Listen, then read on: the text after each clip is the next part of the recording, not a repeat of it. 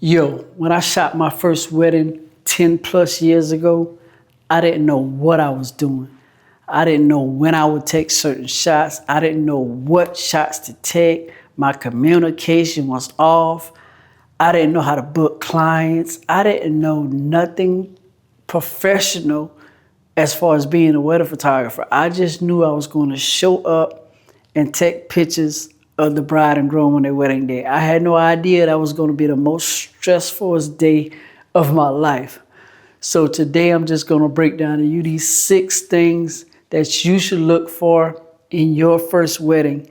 Because once you can see these things and go through these things and be prepared, you can really have a stress-free wedding day. So yeah, this is my shoot to get paid wedding day blueprint. Like this blueprint right here is gonna save your wedding days. So the first thing I like to talk about is learning lighting. On wedding days, you have no time to play. Like clients hire you to capture their moment, and you can't get these moments like do over. You can't be like, yo, let me get the kiss shot again. You got one chance. So what I've been doing when I shoot these weddings, right? Whenever I knew that a certain shot, like say for instance, the kiss or the garter removal or or the ring exchange, anything that I know is about to happen, go ahead and start taking some pre-shots before they happen so that you know how the lighting is going to be. Don't wait until that moment to take that shot. Make sure that you get your lighting right, practicing before they do the kiss, before they do the ring, exchange rings, before they do anything important, make sure that you take your test shots. Because once you know that your lighting is right, you're just waiting on the moment. So make sure that you be ready. And me in my beginning years, I shot JPEG for about 6 or 7 years. Like I started with JPEG and then I started shooting RAW, like within the last 3 or 4 years. And shooting RAW can really save your images. So like, you know, on wedding days, like during the reception or certain events that happen on a wedding day, the lighting is on and off. Like you never could get like the perfect lighting all the way through the wedding day. But let's say if you take a dark photo, when you shoot RAW, you're able to bring that image back. And JPEG, you can't bring too much like the exposure back. Like you can't do that in RAW. I mean, you can't do that in JPEG, but RAW, shoot RAW. Make sure you learn lighting. That's going to be the main thing that's going to help you capture those moments. The second thing is communication. My communication was not that good. It wasn't bad, but it was not that good. Not like the process I have now.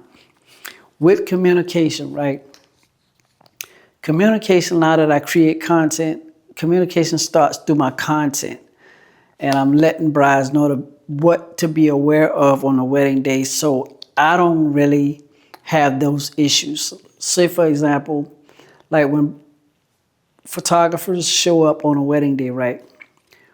Make sure that you make a video letting the brides know to have the shoes, rings, garter, invitation, all those small things that you can take detailed shots. Have that ready when you arrive, like in a shoebox. So the bride or the matron or honor can pass those things to the photographer so we can get those detailed shots. Because if you come to the wedding, what problem I used to have, I used to come to the wedding and the bride had to look for everything. And now that's like 10, 15, 20 minutes because they got a lot going on. But if you let them know to have those things prepared, that way you can just grab those things and take the detailed shots. The detailed shots might going to take you about 15 minutes. So you're going to be good. You see what I'm saying? You done got it from the bride. Go take your images. Boom, you just waiting on her makeup done. But if she's looking for those items, It's going to be crazy. So make sure that communication is going to be key. And another quick thing about communication, right? Communication can get you booked. So if you get on a call with a bride, make sure that you're talking to them about the things that you're going to do on their wedding day.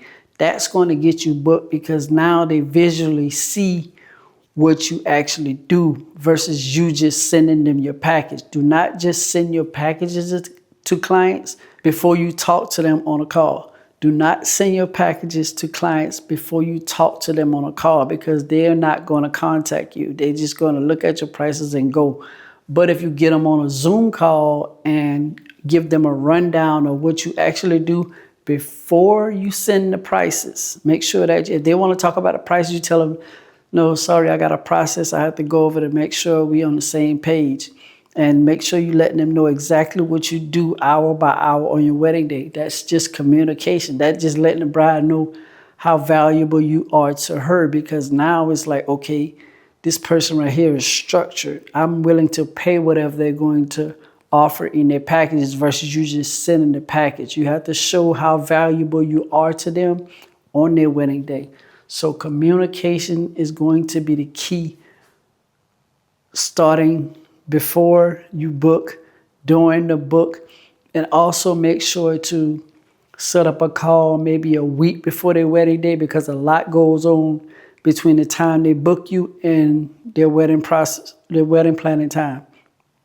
A lot of things has happened, so you want to make sure that everything that you talked about pre-book is happening before the week before the wedding. That way, if the guest count went up or down, or if she want different photos, like make sure that you understand what's going on the day of the wedding so you know exactly that what's going on. Communication is going to be key. So you want to have good communication. The third thing is pre-wedding setup. So my pre-wedding setup starts the day before the wedding. The day before the wedding, I'm gassing up my car.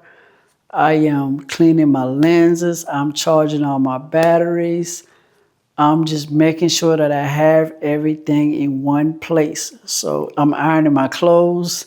I'm doing everything that's going to make my day smoother. So I can, when I wake up, I can just wash up, put my clothes on, and slide. Anything that I have to do to prepare for the wedding, I make sure I do it the day before. Because you don't want to be ripping and running memory cards. Make sure that you got a clean memory card. Everything needs to be done the day before the wedding that has to do. The only thing you should be doing on your wedding day is snapping. Like putting your gear on, snapping. You don't want to be running around looking for different things on your wedding day. Make sure you do everything down to what I was talking about. Those small things matter. Because I used to do those, I used to not be ready with like everything like gas in your car. Like you could stop like and get gas in your car. That could chop off 10 minutes. Like 10 minutes matter, especially when you're traveling. So make sure to pre-ready, do all those things so that you can be ready on that wedding day. The number 4 one is a wedding photo timeline. Now I do have a wedding photo timeline in the description. This wedding photo timeline is going to save your day because the wedding photo timeline gives the bride an exact hour by hour when you're going to take each photo. So say for instance, you arrive at 12 o'clock, it's going to say the photographer arrives at 12. Then you're going to do the detailed shots after that. Everything is down hour by hour. You want to make sure you have a wedding photo timeline because you can let the planner know that you have a wedding photo timeline because when you go off of the planner's timeline, the planner timeline versus the photographer's timeline always bumps head because if you don't let the planner know that you have a photo timeline, they're going to do what they want to do. But if you let them know like, yo, I need such and such time for the photos after the wedding ceremony because that's the time that they always get us. The photos after the wedding ceremony. You want to make sure that you let them know you have at least about 45 minutes available, depending on the bridal party and the family member photos you got to take. Just make sure that you let them know you need a good amount of time to take those photos because they don't calculate our time for some reason on the wedding day. They calculate like, hurry up. Like, what are we doing here? We're taking photos. We're posing people. Like, it takes time. So yeah, making sure that you let them know you have a wedding photo timeline is really going to save your day on a wedding. I'm just trying to tell you, it's really going to save your day. And it's in the description below, so make sure that you grab you a copy. The number 5 is the photo list. Now, the photo list, I always get this from the bride and groom maybe about 2 weeks before their wedding, and it's letting me know what family members they want to take photos with, because we don't know their family members. We don't know who they want to take photos with. Sometimes we think as photographers that brides want us to take all these different photos of people. Like, if you let them know before the wedding who they want to take photos with, sometimes their list is shorter than what we think. Some bride and groom don't even want to be around certain people on their wedding day, but we don't know. You know what I'm saying? So that's why you want to make sure that they send you a list of people. Just tell them to don't make the list too long as far as family members, because you're going to take photos of other people during the wedding reception. Because depending on the wedding planner, you may not have a lot of time to be taking a long list of photos. So you want to make sure that you let them know that have at least about 15 people that they want to, not 15 people, but 15, like say for instance, bride and parents, bride and siblings, bride and kids, bride and groom and kids. You know what I'm saying? Just making sure that letting them know that you don't have a lot of time to take these photos. Who is very important for them to capture those photos with. And the people that are like friends, you could take photos with them later during the wedding reception. So that wedding photo list is really going to save you on a wedding day, because you can just go by the list. That way, after the wedding, you're not worrying about the bride asking you, hey, you didn't get a picture of me and my grandmother. Because if you do that, you ain't got to worry about nobody referring you, because you can't be missing moments of the very important people that the bride and groom love. Like, those are the people that they really want photos captured. I'm trying to tell you. So make sure that you get those important people on that list. Okay? And this last thing is a turnaround time hack. This is going to keep you booked. So this is going to get brides talking about you, right? So the turnaround time hack is, this is what I do. After the wedding, at least 24 to 48 hours, I send the bride and groom about 50 edited photos. And 50 edited photos, they love it. Like, sending them 50 edited photos, boom. Now, the week, like within 7 to 10 days, I'm finished their wedding album. Yes, you heard me. I finished their wedding album. This is going to get other brides talking to other brides, because a lot of photographers do not send photos. Like, they take about 3 or 4 months. Like, yo, do it within 7 to 10 days. You're going to stand out, and let them know when they're booking, you're going to do that as well. That way, that's more value. So by the time you give them a higher price, they're going to book you because they never heard that before. So make sure that you do the 7 to 10 turnaround time, all the photos. So comment below, your first wedding is going to be easy, because now that you learned these 6 steps right here, comment, first wedding is going to be easy. Because once you do all these things I'm telling you about in these in this video, like, you're going to have an easy wedding day. My wedding day used to be smooth. I used to be joking around, having fun, because I already know what's going on. And the main thing was the timeline, capturing those important photos, learn lighting. That was easy. So yeah, just make sure that you doing that as well, so you can get those clients. But yeah, in the meantime, see you in the next video. I'm out. Shoot.